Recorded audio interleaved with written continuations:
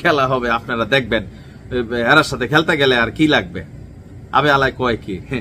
পুরান ঢাকার ভাষা ভাল লাগে মাঝে মাঝে, তবে আমার কাছে বেশি ভাল লাগে আমাদের স্বরাষ্ট্র উপদেষ্টা যিনি আছেন, মাঝে মাঝে অনেক মজা করে কথা বলেন।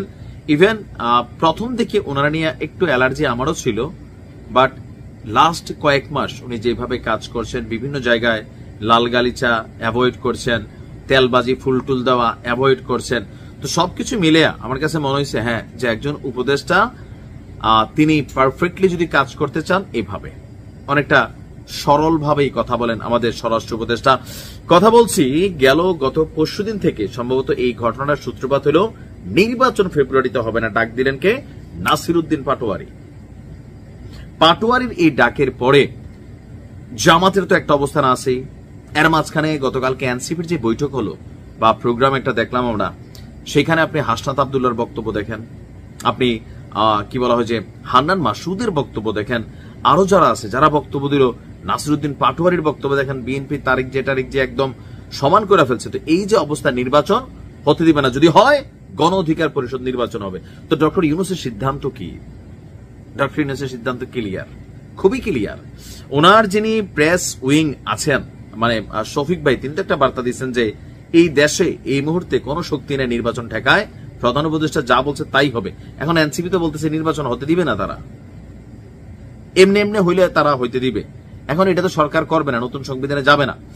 এখন তাহলে কি নির্বাচন হবে না? না, আমাদের স্বরাষ্ট্র উপদেষ্টা জাহাঙ্গীর আলম চৌধুরী, আরে চৌধুরী সাহেব, হ্যাঁ খেয়াল আছে বাংলা সিনেমার সেই চৌধুরী ডায়লগটা, যাই হোক। তো তিনি বলছেন জনগণ নির্বাচনমুখী হলে সেই জনগণের কাঁধে না এই চোয়াল ফালানো হচ্ছে। জনগণ নির্বাচনমুখী হলে কোন শক্তি নির্বাচনে বাধা দিতে পারবে না।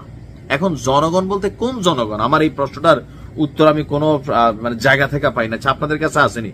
এই দেশে কি নিরপেক্ষ কোন জনগণ আছে? নাই। প্রত্যেকে কোনো না কোনো দলের সাপোর্টার, প্রত্যক্ষ পরোক্ষ অথবা ভাল লাগে, এই লেভেলে কিন্তু সবাই আসি, তাই না? তো সেই ক্ষেত্রে কোন জনগণ? তো আমাদের স্বরাষ্ট্র উপদেষ্টা বলছেন রাজনীতির ব্যাপারে প্রধান উপদেষ্টার উপরে আমাদের কোনো ধরনের কথা নেই। স্যার যেই তারিখে বলছে, যেই মাসে বলছে, সেই মাসেই নির্বাচন হবে। এখানে কে কি বলল তা শোনার কোনো দরকার নাই। সাংবাদিকদের প্রশ্ন ছিল যে আপনার মানে এখন তো বিভিন্ন জায়গা থেকে জামাত পিআর না হলে নির্বাচনে যাবে না, মাঠে নামার ঘোষণা, আবার প্রতি বিপ্লবের কথা শোনা যাচ্ছে। তো সবকিছু মিলে বিএনপি একমাত্র দল যারা শতভাগ নির্বাচনকে সাপোর্ট দিচ্ছে বা সরকারকে সাধুবাদ জানাচ্ছে। তো এই পরিস্থিতিতে নির্বাচনটা হবে কিনা একটা সংখ্যা কিন্তু চলে আসছে।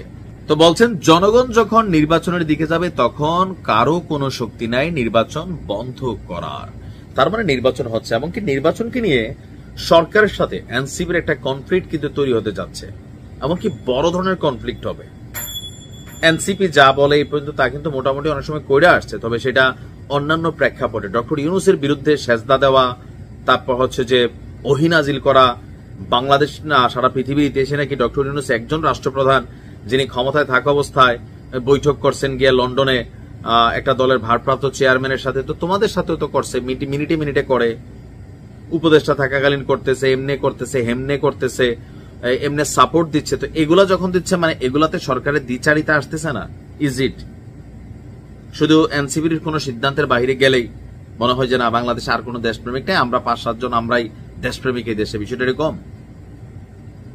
নির্বাচন হতে হবে মানে অবৈধভাবে ক্ষমতা দখল করে আমাদের এজেন্ডা বাস্তবায়ন করবে, এগুলো কিন্তু আওয়ামী লীগের সাথে উড়া গেছে গা। দেশের নির্বাচন দরকার।